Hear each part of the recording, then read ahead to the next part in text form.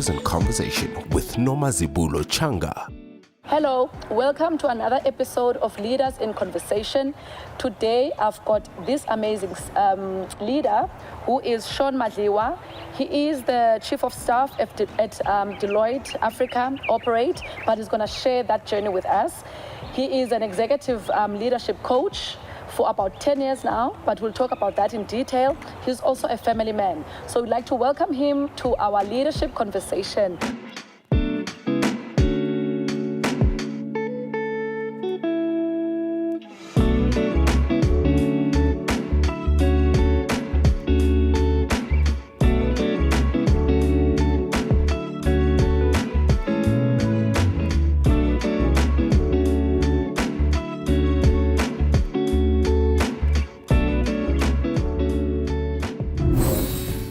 Welcome, Sean, and thank you for gracing us with your presence. Thank you, Noma. I'm blessed to be here. Yes. We're actually talking about that blessing, and you mentioned that you've got 5 kids. You're a family man. So just talk me through your family structure.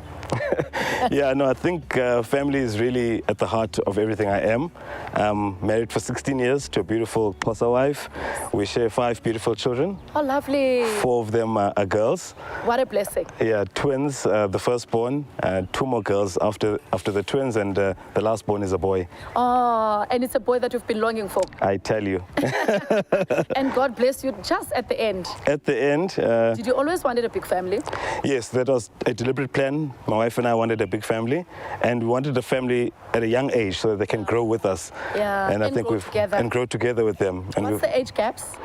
Twins are 16, Imfusi is 14, 10, and 2. Oh, lovely. Yeah. Lovely. So it's quite a nice spread. But this last one is a challenge. 8 years gap. Okay. Getting back into the nappy run, the late nights, the teething was a challenge. Yes. But we love it. You're embracing it. Absolutely. But that speaks to your leadership. How important is leadership to you? I think leadership is at the heart of everything. It epitomizes how we show up. Yeah. Leadership for me really translates into the ability to use data and information to make an informed decision for the betterment of your organization, your community, or even your family. Yeah. So all of us practice leadership in some shape or form. Yeah. And really it's at the heart of what we are. Or who we are. Heart of what we are. So you reckon that if we don't place our heart into everything that we do, that can't be leadership, right? It can't be, because then you're not your authentic self. Yes. Right? When you show up as your authentic self, you represent a brand of leadership. Yes. And that should be the essence of who we are. Yes, I love that. You represent a brand of leadership. That's right. And it's a leadership that we are requiring today and tomorrow. Absolutely. I think both as a continent and as a country, leadership is really something that we die for. Yeah. Decisive, strong, bold leadership. Yeah. Authentic. Authentic leadership is something that we desire. Definitely. You've enjoyed quite an interesting career journey. Take us through this. Oh, I've had such an eclectic career, and maybe just as a preface to that, I've sort of perceived my career as a learning journey. Yeah. I've not been in one organization for longer than 3.5 years, and that was a deliberate move. Yeah. I've looked at my career as a project. Yeah. I step into an organization, I deliver on a project. Once I excel, I move on to the next. I love that strategy. I started off in retail banking with ABSA. Joined SA Breweries, which was great grooming. For anyone who wants to work in FMCG, will tell you SAB has a great grooming program. Transcended into BAT, Mo Tennessee. So I've had a really, colorful FMCG journey. Yeah. But as that journey matured, I sort of started finding who I want to be within the corporate space, and I really enjoy developing talent, managing people, and organizational change. Is that how you've landed the Chief of Staff role? Absolutely. At Deloitte? Absolutely. Talk me through that. What does that role entail? As the Chief of Staff to the Deloitte Africa Operate leader, my role is to be her deputy, to support the strategy implementation of Deloitte Operate. And that strategy is all about really bringing in the final leg of what Deloitte calls their multidisciplinary model. Yeah. the business is shaped as such. There's advice. Yeah. So a client will come to us and ask for advice on a challenge that they're posing, and we'll give them advice. The second arm is implement, where the client says, well, thank you for the advice. Can you help me implement that solution? The third leg, which is where I fit in, is around operate. Yeah. So now we've given a client advice, we've helped them implement the solution, and then they ask us to run it for them, to operate that solution for them. Operationalize it as well. Correct. Yeah. So this has really grown, especially in the past 2.5 years. You know, brought on by the pandemic, where companies are looking to automate a lot of systems and processes, and that's where the operate, the run part of the business has started to grow. And we, myself and the operate leader, we are spearheading that in Africa. We launched in July last year, and we are standing up operate. You're doing amazing. Thank you. Yes. Tell me, what has the artificial intelligence and the world of work has shaped the way leaders think today, and how should leaders be thinking tomorrow? That's one of the greatest challenges leaders are facing in the corporate space, Norma. You know, innovation, AI, all the, you know, the rate of change, if I can call it that, the rate of change is one of the key challenges that leaders are facing.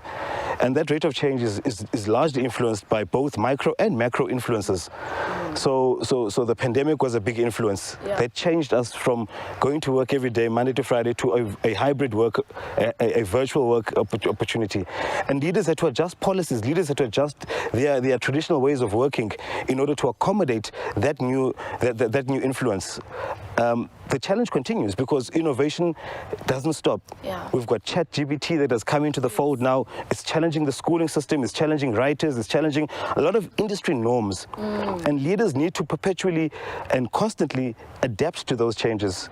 For an effective leader in the 21st century, corporate space in particular, you need to be an agile leader who can adapt to change and who can use data and information to make informed decision to lead his or her organization into the right space. And for the betterment of the organization. Absolutely. Right. You've studied internal auditing, right? We're speaking about it offline, that we actually have seen each other. Yes. Not have engaged with each other at the Nelson Mandela. We're in the same campus, yeah. In the same campus. You know, I was studying HR, you were studying internal auditing. That's right. How did you find yourself from internal auditing to organizational change, transformation leadership coach, chief of staff, strategy, and you also did marketing? What was that all about? It's such a colorful career journey.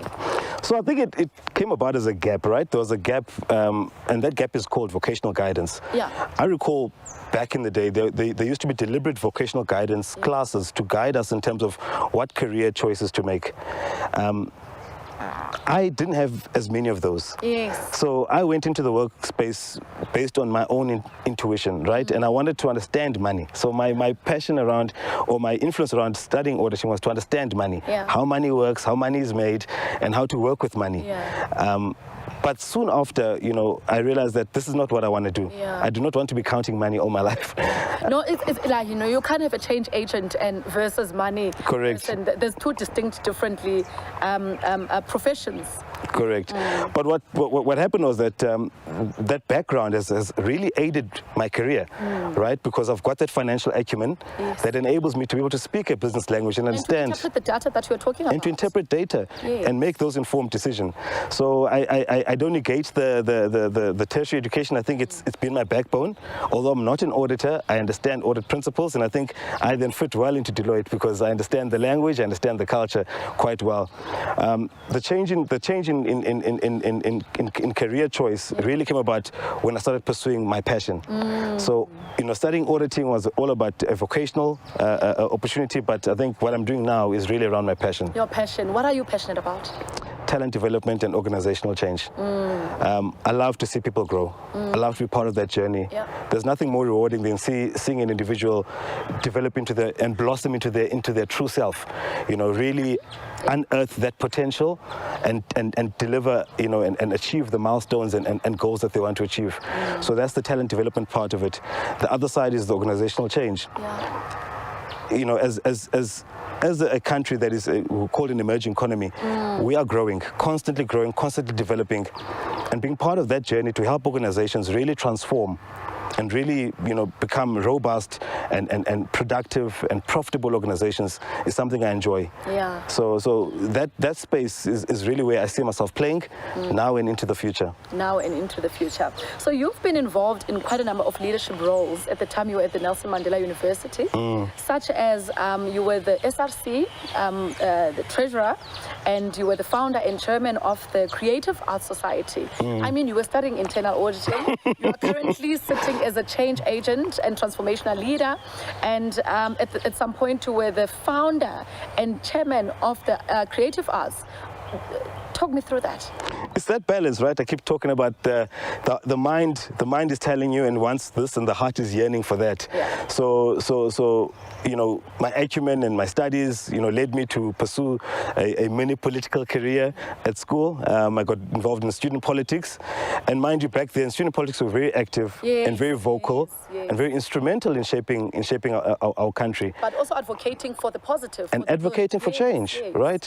And I landed a role of becoming the SRC treasurer at Port Elizabeth Technicon at the time. Money. It was a challenging role. A big part of the role was really trying to, fight for students to get access into tertiary education. So the big part of the treasurer's role back at varsity level was to fight for students who can't afford to study and to get them NSFAS loans and help them through the process. Awareness was a big gap back then. There was not enough awareness around government support to be able to study. And we drove a lot of that awareness to make people aware that there is funding available. You can use NSFAS and other means and bursaries and scholarships in order to be able to study. So that was a very exciting role. The other side of that was my creative being that wanted to come out. At varsity, there was no creative society that embodied everybody from drama and poetry and dance and all of that. So when we formed, the Creative Arts Society, it was about bringing all those artists together. And we put on a concert each year while we were at varsity to showcase all the multiple talents that were on the campus. We gave them a platform, we gave them a stage in order to showcase their skills and talents. Skills, yes. That must be a really true leadership role that you've taken there.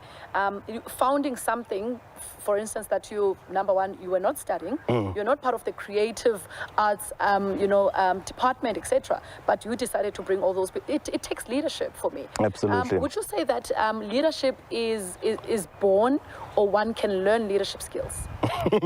It's always Are you born a leader, or it's always a challenging question, because there are traits of leaders who are born leaders. Such as? Well, I suppose I'll use myself as an example. So I'm the first of 6 kids.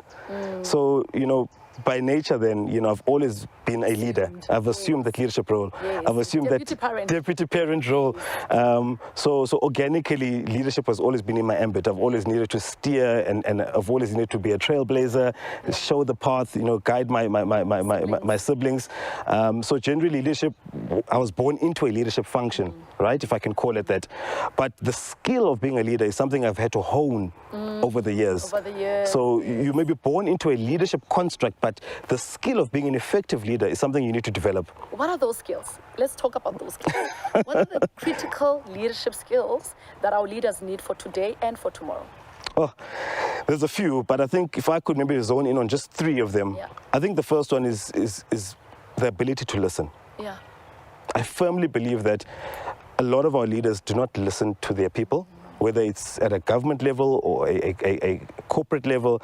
I think listening is really critical. Understanding the needs of your people. So with listening, it talks about communication. And the reason I've chosen the word listening is because if you say communication, people think talking. It's broad. Yeah. Yes. And it's too broad. But I really want to hone in and say the skill that is required to be an effective leader is to be able to listen and really unpack the message that individual is sharing with you, unpacking the need, unpacking the true, message they're trying to share with you. So I think listening is a critical skill that leaders need to have, especially in the 21st century. I agree with you. So that forms part of a communication package. The second one, I think, is understanding change. Yeah. Being a change manager, being a change agent, being a change champion. Yeah. As a leader, you need to be agile. You need to understand that your environment is constantly changing. Your people are constantly changing, right? Everything is growing. Everything is constantly moving. And as a leader, you need to then stay ahead of the curve and anticipate some of the challenges that your organization will face. Yes. And change, understanding the nature of change, the processes of change is a critical skill. The last one, and I think is probably the most important one, is the ability to decide. Yeah, decisive. To be decisive, to use information, to use data, to make informed decision for the betterment of your people, your organization, your country, or your community. Right, I think that is a critical skill that leaders need to have. If a leader is undecisive, it leads the flock away. Yes. Right, you need a shepherd who knows where to go, who will lead us accordingly and make decisions on the spot that'll serve the flock. The interest of the people. The interest of the people. So I think those for me, they're soft skills, right? But they're critical skills. There's a lot of them, but I think you've touched on three key critical skills that are needed for the leaders today and tomorrow. I mean, when you talk about decisiveness, we need leaders that have the backbone. That's right. Leaders that are authentic, leaders that even their employees or their people can trust, and leaders that advocate for the right things, and leaders that are also pushing the agendas of the people that they're leading first. Absolutely. Before pushing their own agendas. Absolutely. And we're not finding a lot of that in South Africa, right? Not whether right in now. corporate or in government. Not right now. It's a bit of a shaky, and I think that's where, as we were speaking offline, that's one of the things me and you have in common, is to try and drive this leadership so that we don't have these broken records in the future, and we can lead even the people that are coming after us to understand what does leadership mean, and Absolutely. what are the things that can drive their tomorrow. I couldn't agree more. Noma, the key that can unlock the true potential of Africans is leadership. Leadership. From, like you've mentioned, from a government perspective, I think we need to transform the mindset of our people, and it's leadership that will be the instrument that can drive that mindset change. Right, we've got a very aged leadership in government across all the countries in Africa. We need to start seeing young leaders being incorporated into government, young leaders being brought into the fold, young leaders being involved in the decision making of the countries. And I'll bring it back home. Similarly, in our cabinet, 70% of our cabinet is above 50, above 60 even. And we need to involve youth. We need to involve young people who bring the innovation, who bring the heart. Do young people want to be involved? Absolutely. Absolutely, there is a definite desire from young people to be involved. I think that there's a lack of platforms that recognize youth leadership. Like I said to you, back in our days, we were involved in student politics, and it was very active. I don't see a lot of that anymore. I don't see a lot of youth organizations being active, being vocal as much as they used to be. Every now and then you'll see a spike because of a particular issue, like the varsities had a bit of a run recently around the fees and admission issues. But what we need is to see a constant drive from youth to be involved in decision making for our country, because ultimately we are preparing our tomorrow. So we need to be involved in the decisions that dictate and will shape how we want tomorrow. How we want to show up tomorrow. Yes. Absolutely. So I really think that youth leadership, developing more young people to get involved in the relevant structures to empower and inform the decisions that will shape our future is something we need as a country. And even in organizations, we're seeing a big drive around women empowerment, youth empowerment, and that empowerment is about involvement. It's about getting women and the youth involved at board levels, at executive levels, at senior manager levels, where decisions are made. But creating the conducive environment for them to thrive. That's critical. Spaces. That's critical. Yes. Because we can have that, but if we don't have the right environment for those young leaders to thrive in those environments, then it defeats the whole purpose and the whole big picture. Right? So I'm a farm boy, so like my grandfather would say, a good seed needs good soil. Yeah. The environment needs to be conducive in order to enable us to deliver on the mandate. That leadership mandate. Yes, definitely. As we are having an interesting leadership conversation with Sean Madliwa, who is a Chief of Staff at Deloitte Africa Operate, we are going to an ad break and we'll be back soon. And thank you for listening. See you on the other side.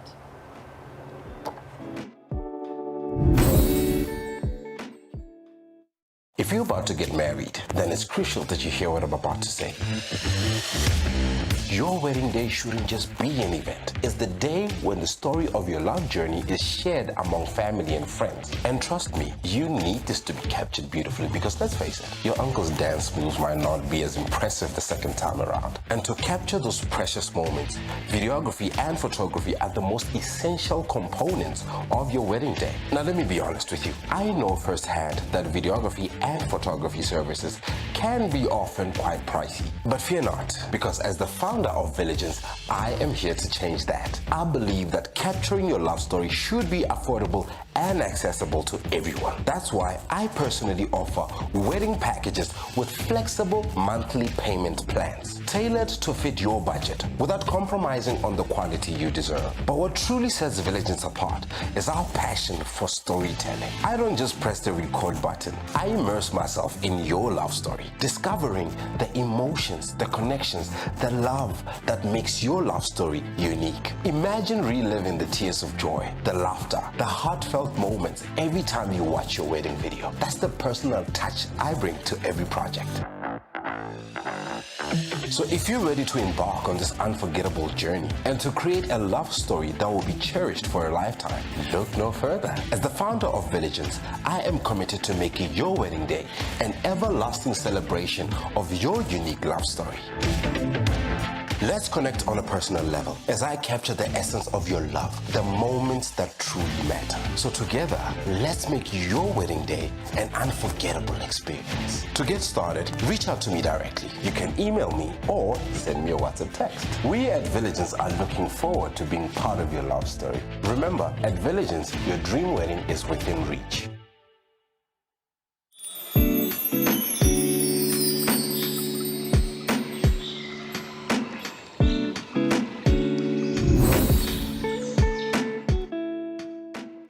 Welcome back to our leadership conversation with Sean Madliwa. He is the Chief of Staff at Deloitte Africa Operate, as we were continuing with our leadership conversation. So you went to study organizational leadership development and executive coaching between 2013 and 2015. What interested you to study leadership development and coaching? I'd been in corporate for about 10 years at the time and had been through a couple of roles, seen a couple of things. And I started to find myself, started to enjoy certain things, and really people development, talking to people, growing people, coaching people. That space started to interest me more. Yeah. But I didn't want to take your path and go full on into HR. I really just liked the specialized space around talent development. Yeah. And that really was the nudge to say, look, let me go and learn more and understand this industry better and understand that space a bit better. And it's really been a passion of mine that I continue to pursue it till today. Yeah. So this month you celebrate 10 years as a transformational leadership coach. What does this entail, and how important is transformational leadership? So firstly, thank you. It's a big milestone. I think a decade in coaching has really been an exciting journey. And I'm grateful to have had this journey, the lives I've been able to touch. You know, I did a tally the other day as I was heading into the month of May. Over the past 10 years, you know, I've coached at least one person each month. Wow. Wow. So that's huge. I know of 127 people off the top of my mind that I've coached. Wow. That's excluding groups and corporates. Wow. You know, that's amazing. Really, and congratulations. Thank you very much. It's really been a privilege, you know, to be part of people's journeys, influence their lives, and really help them transform themselves to become their better selves. And that's what it means to me. You know, to be a transformational coach is to help people to unlock their true potential. Unlock their true potential. That's it.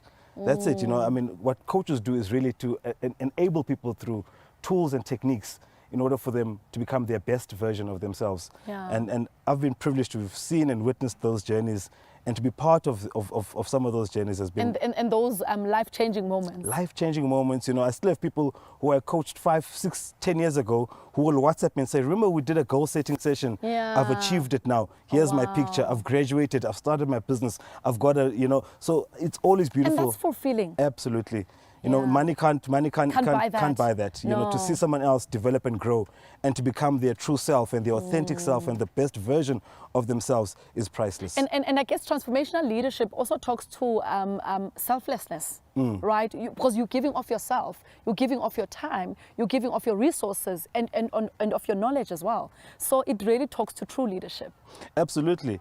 And to echo that, transformational leadership is really about understanding that leadership requires agility, leadership requires change. There is no one leadership style that is perfect. One size fits all. There is no one size fits all. You know, you need to be the leader that is called upon on that day, for that moment, for that situation. So as a leader, when we talk about transformational leadership, it's about a leader who embodies and has the skills to transform themselves to be what the situation needs. Yeah. Right? Sometimes, and I'll talk about leadership at home, we've got a big family. Sometimes you need to be a stern parent, really lay the law, bedtime is bedtime. Yes. But sometimes you need a different type of leadership. You need to be And encouraging. different child requires different correct, leadership. Yes. Correct. So sometimes you need to be encouraging parent. Yeah. And that's a different type of leadership. Yeah. So motivation, encouraging, Yeah. inspiring. So we are constantly in a leadership space, but using a different technique and different style. And approaches. And a different And approach. depending on the environment that you want to create. to create, yes. Correct. So Right. that's what we do. That's what I do as a transformational coach, is to enable individuals, enable organizations to understand the principles of leadership and how to leverage and use those levers accordingly in order to achieve the desired results. It's like playing chess, right? Absolutely. Yes. Each piece is important. Each piece is important. piece is important. It's a moving particle, but towards the same goal. Absolutely. Right? Yes. So what challenges have you encountered in corporate while climbing the corporate ladder? Many. I'll start off maybe just with... For more from Leaders in Conversation with Noma Zibulo Changa, you can continue listening to the rest of this episode on your audio streaming service app. Our podcast is available on various audio streaming platforms. Details in the description below. Don't forget to subscribe to our YouTube channel. Thank you for watching.